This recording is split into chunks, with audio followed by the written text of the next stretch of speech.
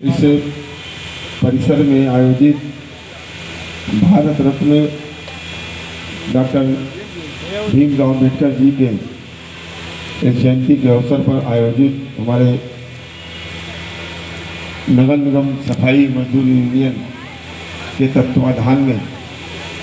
आयोजित इस कार्यक्रम में अध्यक्षता कर रहे इस यूनियन के अध्यक्ष आदरणीय प्रदीप जी, आदरणीय क्रांति शुक्ला जी, हमारे माननीय पार्षद विजय सिंह डब्बू जी, आलोक कुमार जी भी दिखाई पड़ रहे थे,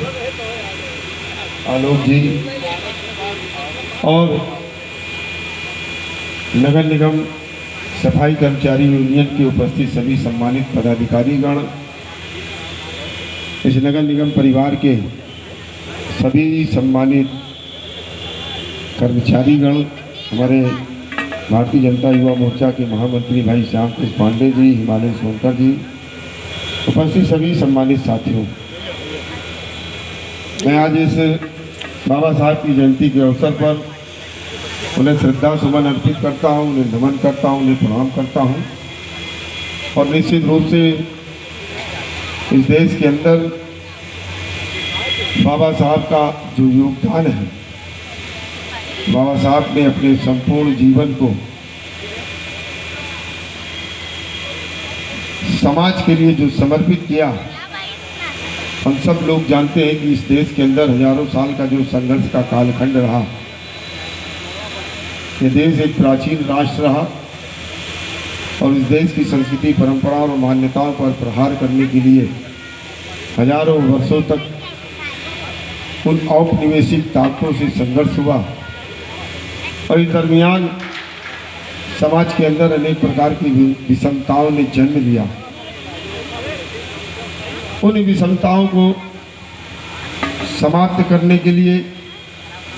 और एक समरस, समता युक्त, ममता युक्त समाज के निर्माण में अनेक महापुरुष भारत की जमीन पर पैदा हुए। उनमें से बाबा साहब भीमराव अम्बेडकर जी एक थे। बाबा साहब भीमराव अम्बेडकर जी ने न केवल एक स्वतंत्रता संग्राम सेनानी के रूप में देश के उस संघर्ष के कालखंड में निर्णायक भूमिका का अदा करने का काम किया, बल्कि 15 अगस्त 1947 के बाद जब इस देश के अंदर स्व का शासन आया, यह देश कैसे आगे बढ़ेगा, समाज का स्वरूप कैसा होगा, देश किन अधिकारों को लेकर के और किन कर्तव्यों की भावना से आगे बढ़ेगा, एक ममतामयी संविधान भी उन्होंने बना करके इस देश को उस गौरवशाली परंपराओं से जोड़ते हुए आगे बढ़ाने का एक संकल्प देश के सामने रखा। आज 15 अगस्त 1947 के बाद लगभग 80 वर्ष हो रहे हैं। आज यह भारत